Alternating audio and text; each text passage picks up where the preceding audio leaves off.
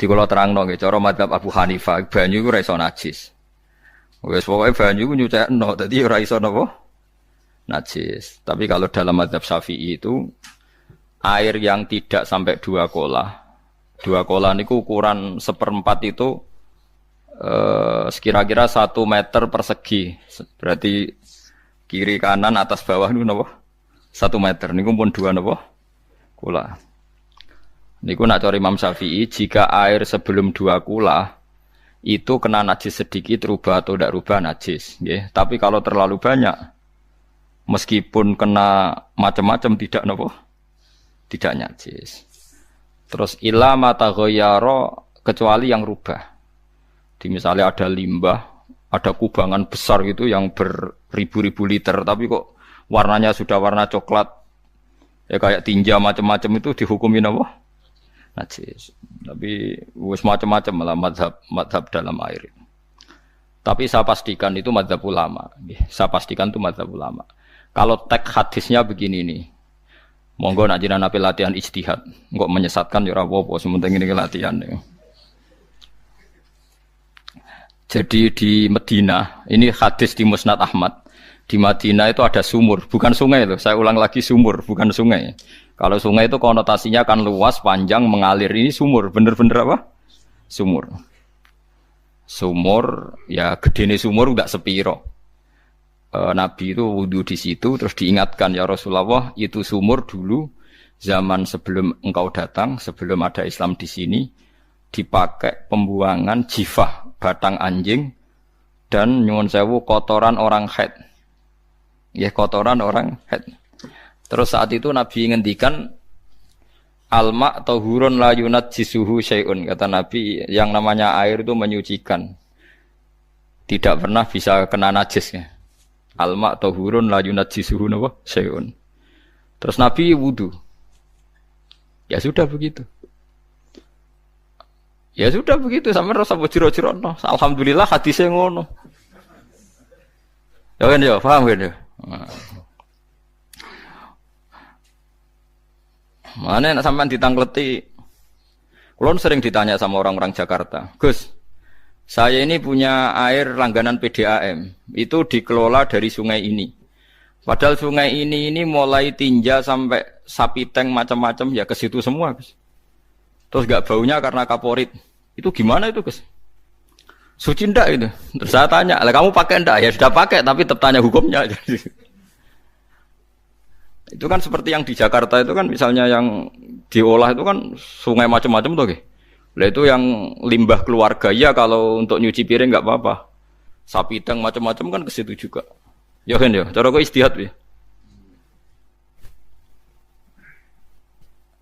Karena kalau menurut Syafi'i 2 kolah pun tidak ada pengaruhnya kalau terlalu banyak apa? Bahan yang apa? Najis, yang limbah itu yang najis. Ya jelas najis ya. Kalau teletong sapi kan ijek ono intikal madhab, rausul makul tohir.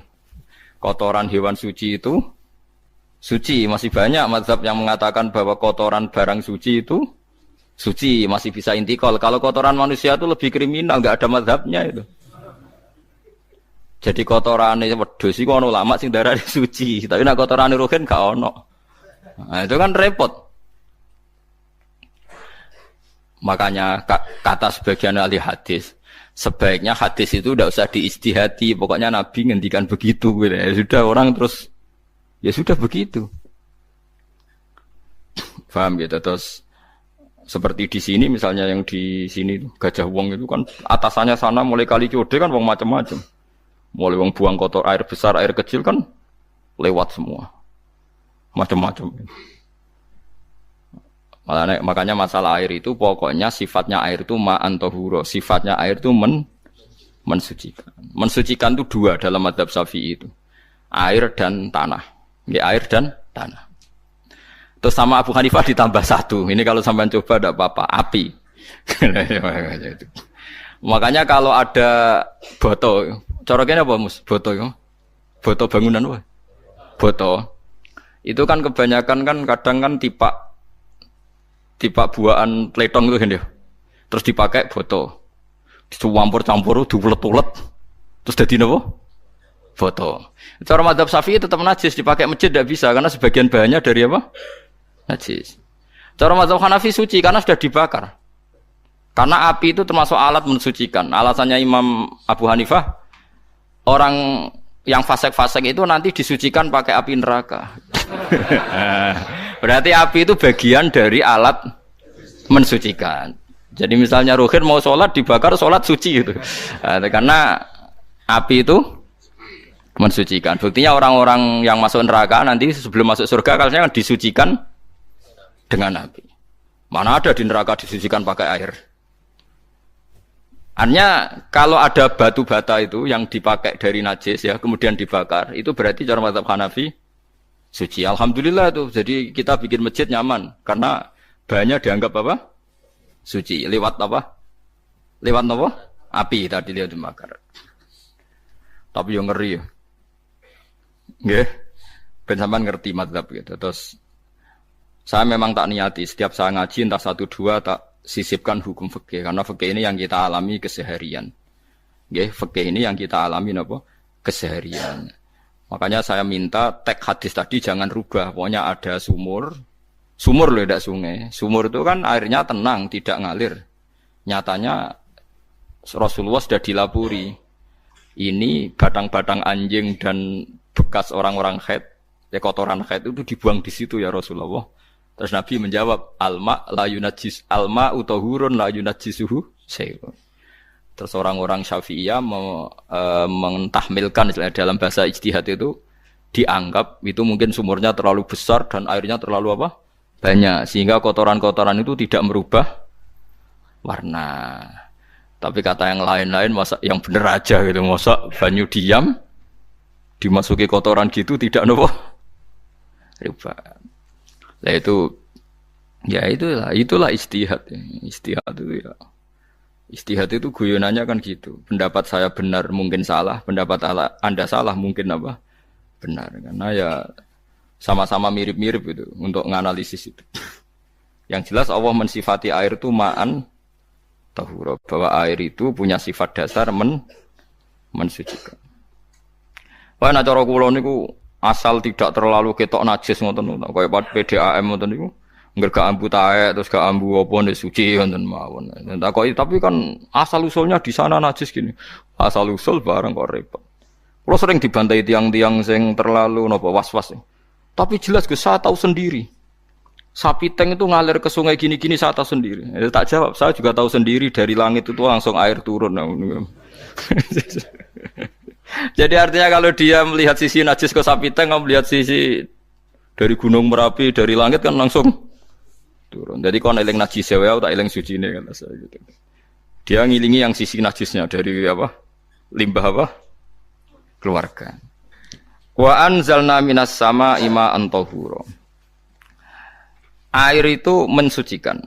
Nah, terus kedua masalah fikih yang saya jelaskan di sini, tahur itu sifat mubalaghah dalam madhab selain Syafi'i. Saya ulang lagi ya.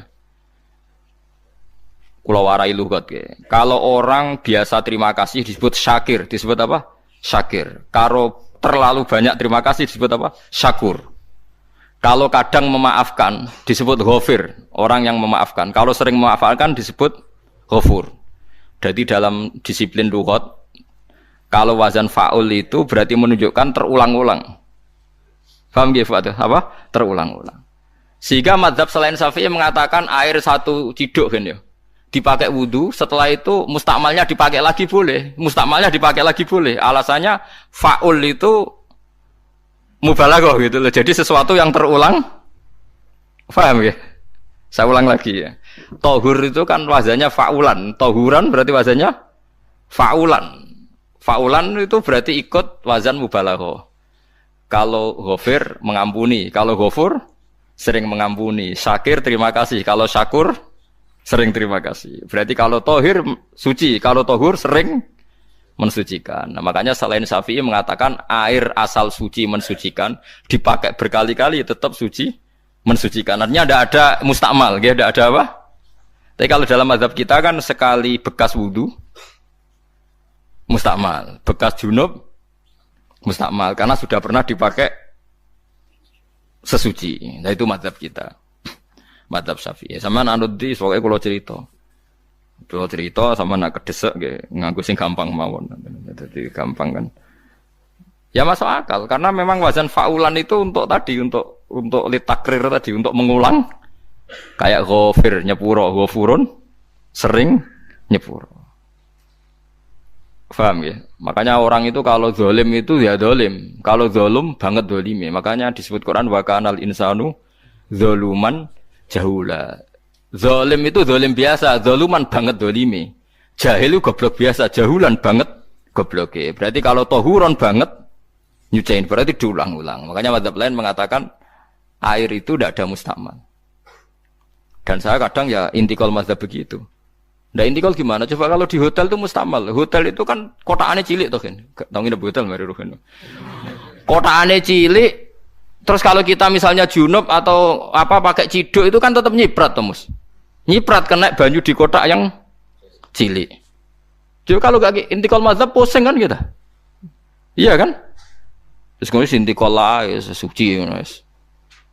Takoki pangeran, kok gue bolak-balik intikal mazhab Gusti. Jare sapa jare Gus Pak ngono takoki ngono. Lah kowe muni kowe kok ora takoki malah pusing. Kayak Mbah Khalil Bangkalan itu. Kalau nalkin mayit itu masyhur Mbah Khalil Bangkalan. Tidak nalkin mayit itu. Yo kan yo, aku sibuk urusanku akeh. Kok takoki malaikat ngenteni Mbah Khalil.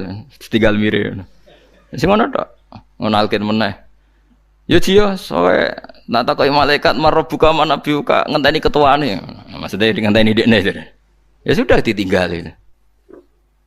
Ya orang ditakoki wong dekne orang kabudut. Pokoke diwarai kabeh. Nah, terakhir beliau rodok modern. Ngenteni ketua rombongan pokoknya. Jadi nanti yang jawab itu ketua rombongan. Tapi aja tiru kan kamu takoki malaikat ngentosi Gus Pak. Aku teko tutuki mawon Gusti. Sewen. Yakin mugorokin ngomong ngoten kula ngomong Munkar Nakir. Kamu tahu kan tugas standar Anda apa? Ya tugas standare Munkar Nakir nutuki iku wis biasa wae. Biasa nutuki tak kan apa? Nah itu mungkin guyone wali ku jek mungkin. Kadang orang itu engkar ndak bisa. Yaitu tadi piye wae resmi teksnya Allah tu yaumana kullu unasim bi imamihim. Nanti manusia dipanggil itu per ketuanya. Bukan per individu kesuwen. Jadi ada teori itu yang mungkin benar. Ya, teori itu yang mungkin benar karena kita nanti di mahsyar juga dipanggil ketuanya dulu. Jadi ya ma'asyarus Syafi'iyah, terus Imam Syafi'i disuruh maju ya ma'asyarul Malikiyah. Karena ketua ini nanti yang menciptakan mazhab. Karena ada pepatah an-nasu ala dini mulukihim. Manusia itu ngikuti tradisi ketuanya. Lagi coba orang Indonesia mbah bodoh mbah ora, mbah pinter mbah ora ngger Abu Bakar ya radhiyallahu anhu. Coba kalau tradisinya Syiah, mungkin Abu Bakar laknatullah alaih kan gitu. Ya kita tidak tahu begitu. Akhirnya kita ketiban apik karena menghormati apa? Sahabat. Artinya ketua itu penting, menciptakan suasana ketua itu penting. Coba kalau tanpa ketua, mungkin kita tidak punya tradisi. Makanya dipanggil itu ketuanya. Paham? Makanya sampean milih ketua itu yang benar. Setidaknya orang ikhlas. Misalnya rapati bener, penting ini ikhlas. Ngeri itu kalau pas sampean dipanggil nunjuk ketua itu. Kemudian ketua partai, wah panggil pangeran bingung sampean. Ketua sopo nyebut ketua partai. Waduh. Ketuane partai dia celuk pangeran Melayu. Wah, ngadepi pangeran meriang tetep. Paham gitu. Jadi nanti sampean itu ditanya itu lewat nopo? Lewat nopo? Ketua. Terus ketua nanti itu ngecek ada nur yang dipakai alamat dia ngikutin ndak. Nah, yang paling ngeri ya termasuk Rasulullah. Rasulullah itu nanti pakai standar itu. Inna umati yut'auna yaumal qiyamati hurran muhajjalin min atharil wudu. Itu kan ada tanya jawab sama sahabat. Kata Rasulullah, kamu tidak usah khawatir kalau saya meninggal. Meninggal saya itu baik. Hayati khairun lakum wa mamati khairun lakum. Saya hidup di antara kalian ya baik, setelah saya meninggal juga baik. Ya Nabi ya unik. Amma hayati fali asunna lakum as-sunan. Kalau saya masih hidup berarti saya bisa meneladani kamu melakukan beberapa sunnah, beberapa tradisi. Sunnah itu tradisi. Jadi ora kudu artine sunnah iku wajib atau sunat. Buktine ning Quran ana sunnatullahi allati sunnatullah fil ladzina khalau min qabl. Jadi sunnahnya, tradisinya Allah menghukumi orang-orang dulu. Itu bisa orang benar, bisa orang tidak apa? Benar.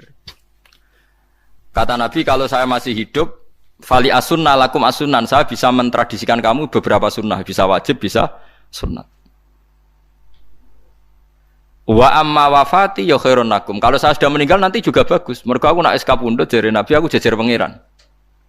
Dadi nak roh kowe apik, saya muji Allah, nak roh kowe elek langsung saya minta ampunan kepada Allah. Dan semua umatku nanti diampuni. Terus Nabi mulai menangis, tapi ada beberapa masalah. Ketika orang-orang itu ternyata umatku, mau saya ajak ke surga, kata Tuhan, kata Allah, innahum qad ahdatsu ba'dak. Mereka ini bikin aturan aneh-aneh setelah kamu Muhammad. Terus fa'aqulu suhqan, ya sudah kalau gitu tak tinggal ke surga, tidak ikut masuk surga. Nah, kemudian ulama berdebat, ahdatsu itu apa? Ada yang itu bid'ah gitu. Macam-macam. Kalau ulama sunni ahdatsu itu ya bid'ah ibadah mahdhah. Jadi misalnya orang melakukan sholat zuhur kok 6 rakaat itu kan wong nganggur papat ae kesel kok malah muni 6 itu loh. Utawa zuhur kok mau 3 rakaat itu kan ya itu bid'ah. Karena ibadah mahdhah. Tapi kalau masalah sosial itu fleksibel. Fleksibelnya adalah misalnya dulu Nabi naik unta, orang yang anti bid'ah juga naik Innova. Padahal dulu naik unta. Orang-orang yang poligami itu ya tidak nunggu istri pertama mati. Padahal dulu Nabi poligami setelah Sayyidah Khadijah meninggal. Ya mereka baik-baik saja. Alasannya poligami sunnah Rasul. Padahal nak detailnya sunnah Rasul poligami setelah istri pertama meninggal. Jadi kayak Rohin itu belum boleh. Istrinya kan masih hidup 2 dia. Tapi sudah.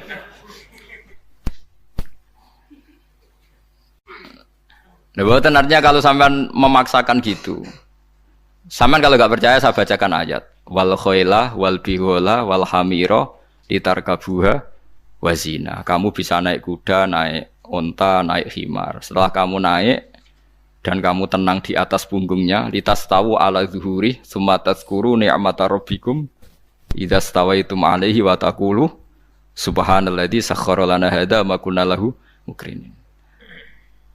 Artinya ketika kita naik unta zaman dulu dan tagnya memang unta, itu terus kamu baca subhanalladzi sakhkhara lana hadza. Apakah sekarang kesunatan baca itu kalau yang ditumpai unta, sehingga kalau yang naik Innova tidak usah baca itu gitu. Wah, aku numpakku ora unta kok, dadi ora usah maca subhanalladzi wa sakhkhara lana. Dhisik Nabi maca iku mergo numpake unta. Ya ngajak goblok bareng to, mosok tepuk kanthi begitu tuh. Makanya sensitif, bakas bid'ah ndak itu sensitif. Tidak usah dibahas, biasa saja. Nek senak ra cocok ya diem aja. Sudah, sebenarnya ra cocok kalau sampai ngelakoni tapi tidak usah komentar karena jelimet. Saya pernah ditelepon orang, dimaki-maki. Orang Sidoarjo. Padahal wong Jawa Timur, ya aneh. Kan ada orang matur Rasulullah namanya Abdullah bin Amr. Ya Rasulullah, saya ini kuat puasa terus, kata Nabi jangan puasa 1 bulan 3 hari saja itu sama dengan 1 bulan penuh karena 1 puasa sama dengan 10 masih balelo terus termasuk menyangkut Quran. Ya Rasulullah, saya ini tiap hari khatam Quran, jangan 1 bulan sekali saja baru khatam. Enggak ya Rasulullah, saya ini ingin sering khataman. Ya sudah kalau gitu seminggu sekali sab'a layal. Saya lebih kuat ya Rasulullah, 3 hari 3 hari saja khatam sekali. Iqra'hu fi salasin, kata Nabi. Ya Rasulullah, saya lebih kuat ketimbang itu. Tidak ada yang lebih baik ketimbang itu, kata Nabi.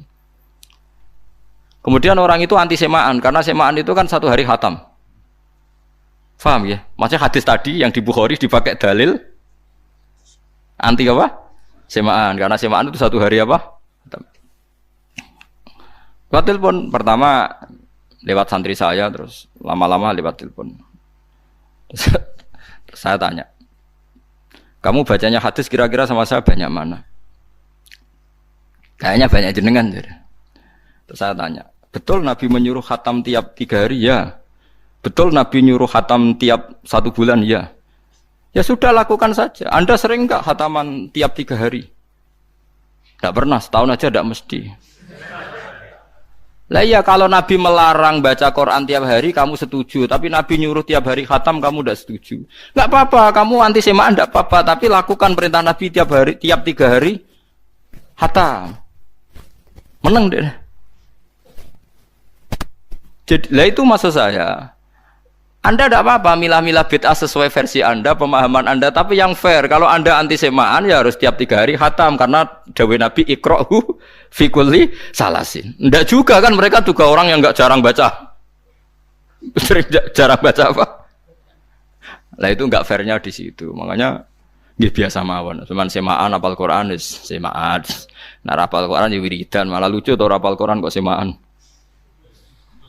Yes ngono ae rapal ya nyemak kan, kok kesel ya mulai. Jadi bang nyemak sampai geremeng. Bariku mangan entek akeh kan malah lucu. Wong nyemak ya udah kurang ajar. Jajal kok nyemak kifa delok ngarep mbek guri tok, gres kembar ya wis. Aku serah kelakuane wong nyemak. Kan dekne rapal kan ya. Biasane nyegat guri to. Kok agar gurine kembar pojok ya. Wis. Kok agar gurine pojok kembar. Ya sing semakan akhire pinter sing maca kembar gurine.